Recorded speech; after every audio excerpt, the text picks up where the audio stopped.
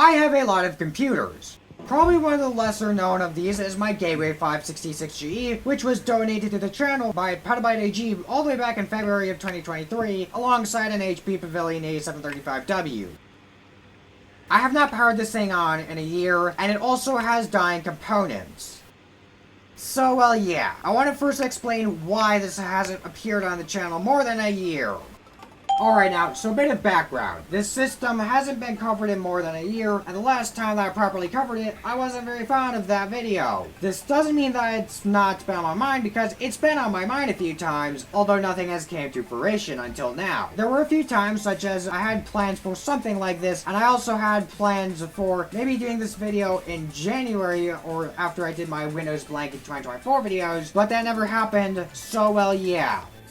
I'm not sure how popular this computer actually was, however I did see quite a few search results when I entered this model number into Google search results, which is a bit of a nice sign. Unfortunately, I couldn't find any news thingies reporting on this system, so well, yeah. Anyway, moving on, we can open up this door here and then we end up seeing all of these ports on the front. There are 2 FireWire, 2 USB, and 2 audio jacks respectively. Also not to mention that we have a USB on the front with some of these card readers, and then a dead CD drive, and then a DVD drive that doesn't necessarily work all too much these days, and we'll get to that later. Spoiler alerts. And on the rear of this system, we have a modem, 4 USB ports, a FireWire, Ethernet, audio ports, VGA, parallel, serial, PS2, and a Bestech power supply. You know, my favorite adversary. Okay, that's a stupid pun. It's not specific power supply model.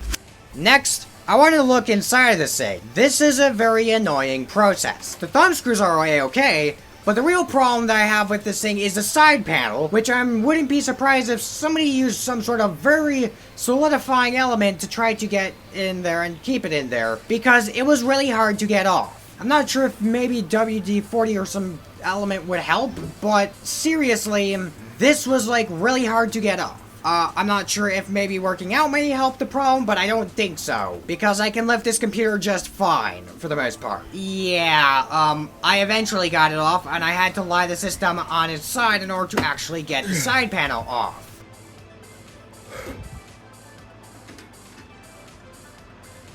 Oh, and hey, would you look at that? I was obviously right that there's a Bestech power supply in here. Because Bestech is the best, and you can totally play Crysis on these power supplies. Okay, that was supposed to be sarcastic if anyone wasn't already aware. Anyway, we have a few other things on the motherboard, notably some delicious looking capacitors, and we also have a heatsink and fan. There is an Intel Pentium 4 640 with hyper-threading, but it's not really too much of an upgradable board, so yeah. We also have a power button that doesn't work because of the fact that the mechanism broke. For frame of mind, a computer's power button is oftentimes supposed to make a clicking noise when it's pressed, and this computer's power button does not. We also have memory, and then I found more delicious looking capacitors. They're actually just bulging, but it's fun to just think that they're delicious. Don't ask me how I know. I didn't test capacitors. I will also briefly note that there is no CMOS battery in here. Well, I think that's enough looking inside of this, so yeah. Let's start this up now, or let's go plug this in and see if it actually still works. So, does this computer still work after a year of being neglected? Well, my hysterical response will basically give you the bit of an answer. Here goes nothing.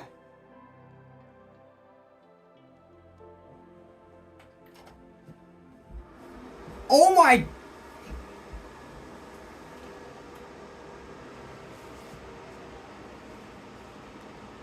Despite being neglected for a year, beyond my expectations, this computer powered on, and it still works. Anyway, after showing us the recovery screen, it boots into Windows XP Surface Pack 2, which is a fairly standard operating system for the time.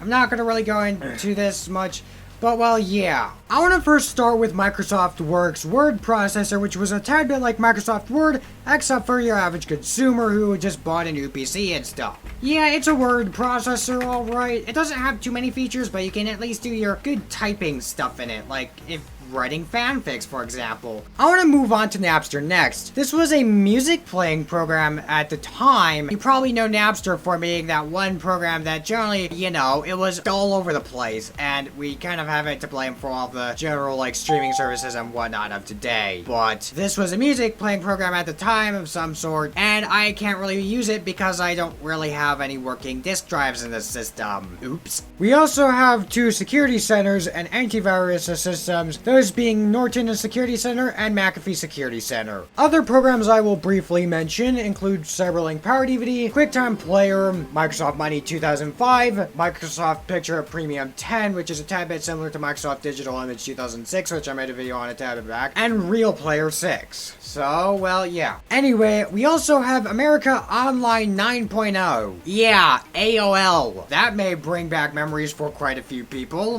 Not from more recent times, because, okay, well, maybe my grandparents, because I have AOL mail still. But, yeah, this is AOL. I couldn't really get past the sign-on screen, but, I mean, it's on here if I ever want to take a more in-depth look at this. And this also means that if I need to do any video that relates to just America Online in general, I now have a computer that I can get B-roll footage from for such a video. Something we also have is BigFix, which is supposed to be this tool that allows you to fix problems on your system before they arise. I don't think this can really fix the problems with the capacitors and technical problems that the system has, but well, it's here. So yeah. We also have Adobe Reader 7 on here, which also I'm using to do stuff like show you the documentation for this system. So, well, yeah. I don't really have much to say about this. I might make a video dedicated to this program, just like I did with Adobe Reader 9. So, yeah. Next up, I wanted to cover MSN Encarta Plus. Only it didn't actually work. It gave me this error and I tried a few times and it didn't work. So I guess we're not going to cover this. Well, let's just move on. Second to last, I want to cover Narrow, as we have those tools on here for, like, you know, burning CDs. Unfortunately, I don't really have many uses for that because disk drive in this thing is dead. But, well, we have these tools, and opening up Start Smart, I can't really find out a way to close the program. Well, great. Anyway, we'll move on to the last thing.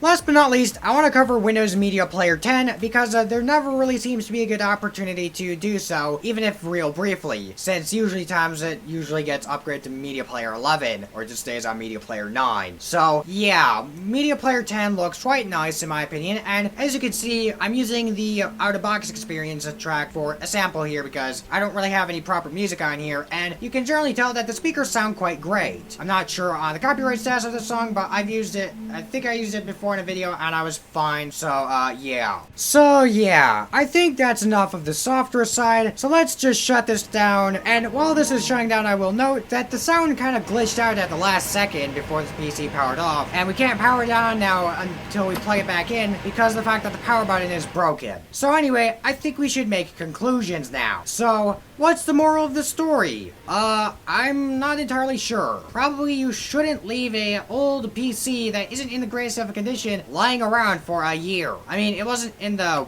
worst condition, but I didn't really leave it. I didn't turn it on a lot, so I don't know. Well, yeah, that'll generally sum things up for this video. Thanks for watching. I'll see you next week. Bye.